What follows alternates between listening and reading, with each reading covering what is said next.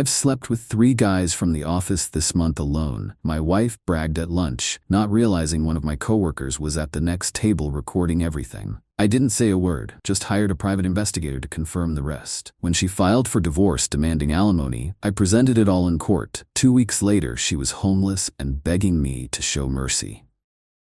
There's something uniquely devastating about discovering your wife's infidelity through office gossip. It's like being the last person at a party to realize your fly is down, except infinitely worse. I'm 39, married to Sophia for 8 years. No kids, thankfully. I'm a tax attorney, she's in HR for a tech company. We met at a conference, had a whirlwind romance, and married 6 months later. Life was good, or so I thought. The reveal happened on an ordinary Thursday. I was having lunch with my colleague Trevor at our usual spot when Mike, another colleague, slid into the booth looking like he'd seen a ghost. "Craig, I need to show you something," he said, skipping any greeting. "But I need you to promise not to lose it here." My stomach dropped instantly. In 15 years of legal practice, I'd learned that nothing good ever follows such a statement. Mike placed his phone on the table and hit play on a recording. The audio was clear enough, a woman's laugh I recognized immediately as Sophia's, followed by her voice. "I've slept with 3 guys from the office this month alone, and let me tell you, Craig has no idea. God, he's so clueless." Another woman's voice. "Aren't you worried he'll find out?" Sophia again. "Please, he's too busy with work and too trusting. Besides, he makes the money and that prenup expired last year. If things go south, I'll walk away with half of everything, so it's win-win for me." Mike explained that he'd been seated at the booth behind my wife and her friend the previous day. When he recognized her voice and heard what she was saying, he started recording, knowing I'd need evidence. Trevor and Mike watched me carefully, like I might explode. But that's not my style. I've built a career on strategic thinking, not emotional reactions. So I nodded, thanked Mike, and asked him to send me the recording. Then I finished my sandwich. That night, I went home and acted completely normal. Kissed Sophia hello, asked about her day, ate the dinner she'd prepared. All while mentally cataloging everything valuable in our home and calculating exactly how I'd destroy her world. The next morning, I called Stanley Barker, a private investigator I'd worked with on cases before, explained the situation, arranged payment, and gave him all the details he'd need to build a comprehensive case.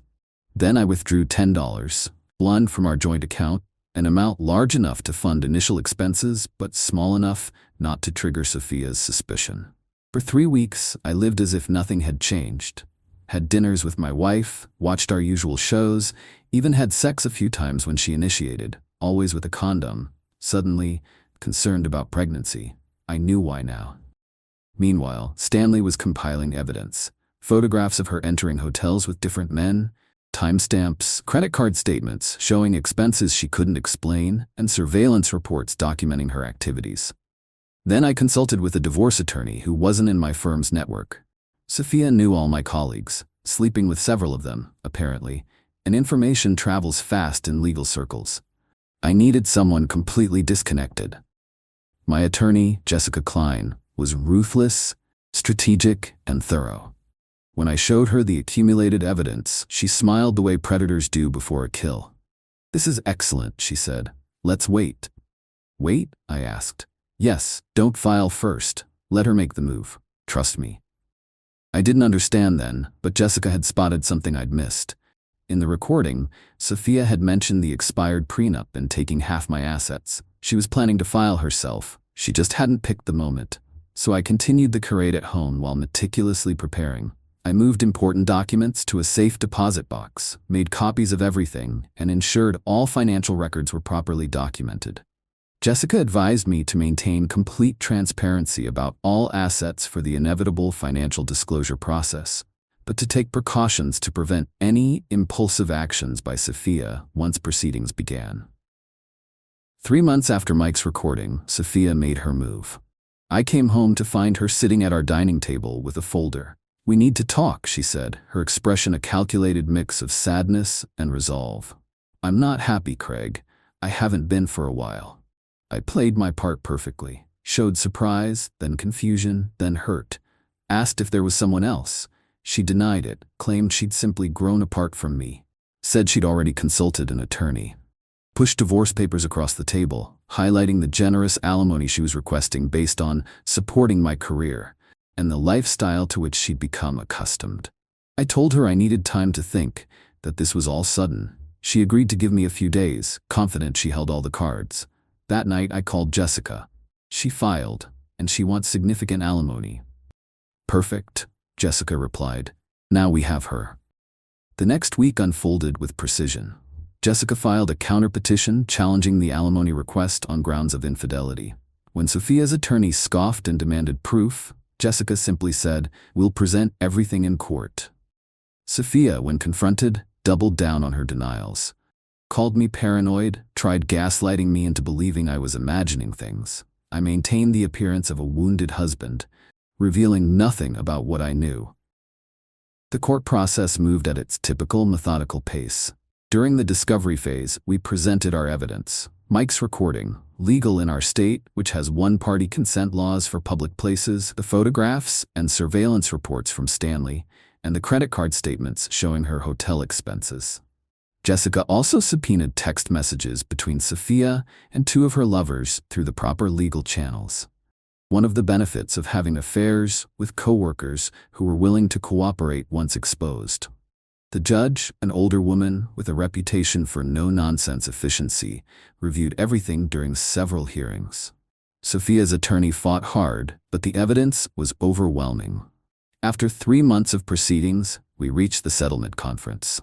By this point, Sophia's position had deteriorated significantly. The evidence of multiple affairs had become common knowledge at her workplace, primarily through the coworkers involved, not through any action on my part. She was facing both personal and professional consequences. At the settlement conference, the judge made her position clear. Given the substantial evidence of infidelity and the terms of your original prenuptial agreement, which, though expired, established initial intentions, I am inclined to rule against significant alimony if this proceeds to trial. I encourage the parties to reach a reasonable settlement. Sophia's attorney requested a recess to confer with his client. When they returned, he announced they were withdrawing the alimony request and agreeing to a settlement that gave me the house, both cars, and approximately 65% of our other assets, a significant departure from the 50-50 split Sophia had expected, but still within the range of what's typically considered equitable in our state, given the circumstances. As we left the courthouse, Sophia approached me, tears streaming down her face. Tears that had been notably absent during her divorce announcement. "Craig, please, I made a mistake. Where am I supposed to go? What am I supposed to do?" I looked at her directly for the first time since the hearings began. "That sounds like a you problem. You chose this path, now walk it." The next few weeks involved finalizing the paperwork and property transfers. Sophia, having realized the magnitude of her miscalculation, began a desperate campaign to reverse the outcome. She reached out to mutual friends with her version of events. Showed up at my office unannounced, security escorted her out. Called my parents and siblings pleading for intervention. When these tactics failed, she escalated to threats. She'd tell everyone I was abusive. I had recordings of all our recent interactions, anticipating this. She'd ruin my professional reputation. Difficult, given that her infidelity with multiple colleagues was now common knowledge. She'd harm herself. I notified appropriate authorities about a potential self-harm risk. Throughout it all, I remained calm, detached, and strategic. I never raised my voice, never engaged in public confrontations, never gave her ammunition to use against me. 15 days after the settlement was finalized, I received a text from Sophia's phone. "I'm staying in my car tonight. It's freezing. Please, Craig, I have nowhere to go. Show some mercy." I didn't block her number. I'd been documenting everything for potential restraining order proceedings if necessary. But I didn't respond either. The divorce was finalized according to the standard timeline in our state.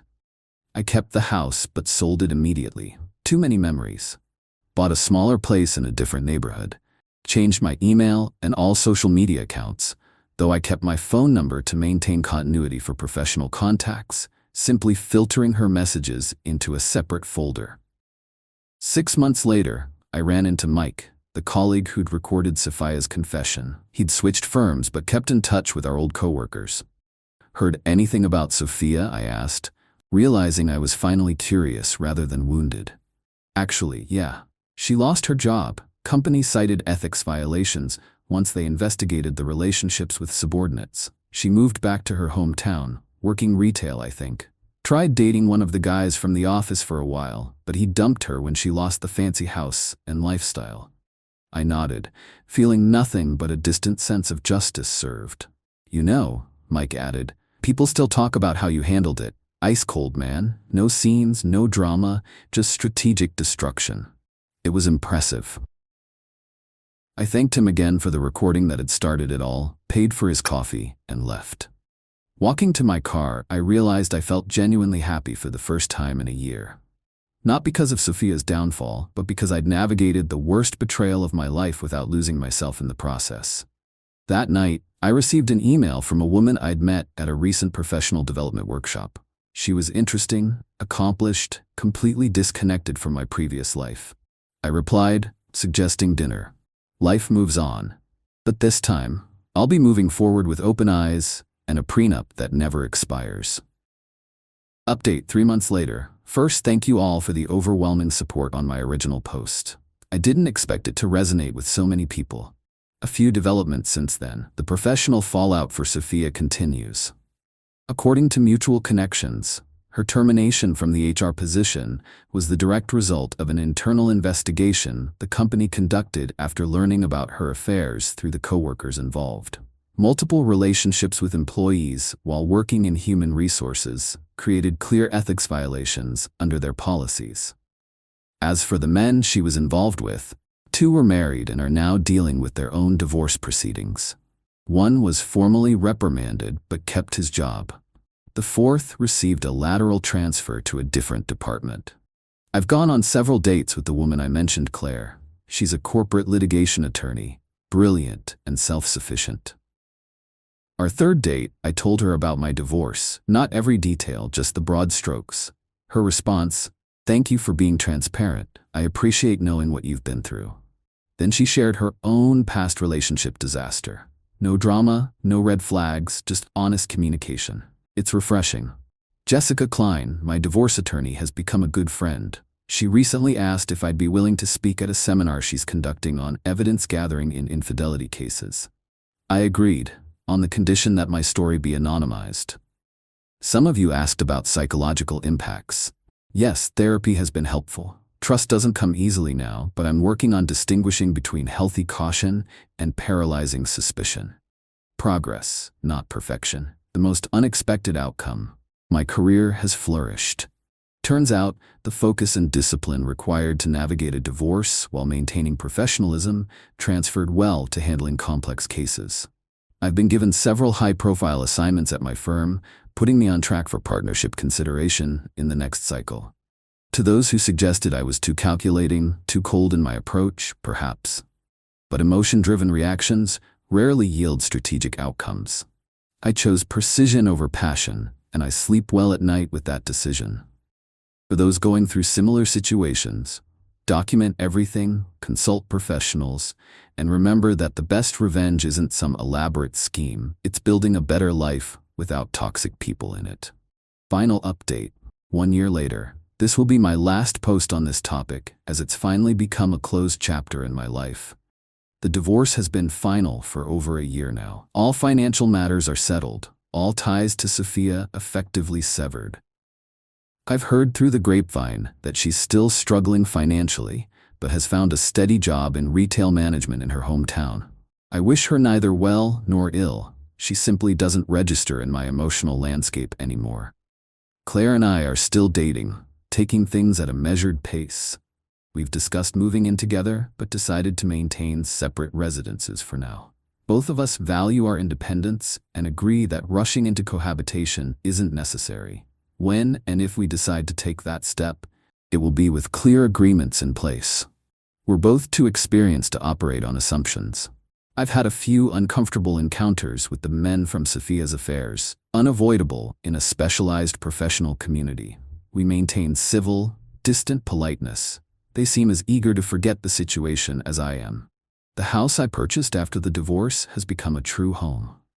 I've renovated it exactly to my taste, created a space that reflects who I am now, not who I was in my marriage. To address a common question from comments, do I regret not confronting Sophia immediately after hearing the recording? No. That immediate emotional confrontation would have given her time to prepare, hide assets, construct narratives. Strategic patience served me better than reactive anger ever could have. Someone asked if I feel I wasted 8 years with Sophia. I don't see it that way. Those years shaped me, taught me valuable lessons about trust, boundaries, and self-respect. I don't regret the marriage. I regret not seeing it clearly enough, soon enough. For those who followed this story from the beginning, thank you for your support, your insights, and even your criticisms. This community became an unexpected source of strength during a dark time. Life continues to unfold in unexpected ways. I'm approaching it with clearer vision and stronger boundaries than before. Not hypervigilant, not paranoid. Just appropriately cautious and tremendously more self-aware. The best outcome of this entire ordeal wasn't the favorable divorce settlement or even the professional advancement. It was rediscovering who I am when everything familiar falls away. Turns out, I like that person, and that's worth more than anything a court could award. Edit to clarify legal aspects. The recording was admissible in our state under one-party consent laws, as Mike was in a public place with no reasonable expectation of privacy. The text messages were obtained through formal legal discovery after the divorce was filed, with the cooperation of 2 of the affair partners who provided their conversations with Sophia voluntarily. The asset division, 65-35 split, was within standard parameters for our state's equitable distribution laws, influenced by the infidelity but not solely determined by it. Financial contributions, length of marriage, and other factors were considered in the final settlement.